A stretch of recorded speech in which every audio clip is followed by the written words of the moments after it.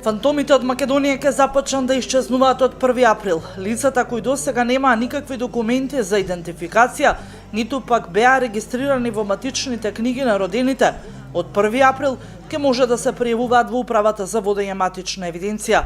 Министерството за труд и социјална политика и Управата за матична евиденција упатија повик од 1 април во наредните 6 месеци за сите нерегистрирани лица да се пријават во матичните служби во подрачните единици. Кој што ќе се однесува на сите лица кои што живеат на територија на Македонија и пријавувањето ќе трае 6 месеци.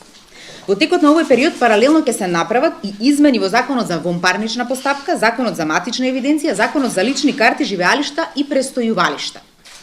Со ова ќе се олесни постапката за утврдување на овие лица кои што досега не се евидентирани во матичната книга, да може да се вклучат во матичните книги во понатамошниот период. Според Министерството за труд и социјална политика, околу 500 роми се правно невидливи, но невладините ромски организации тврдат дека нивниот број е над 2000.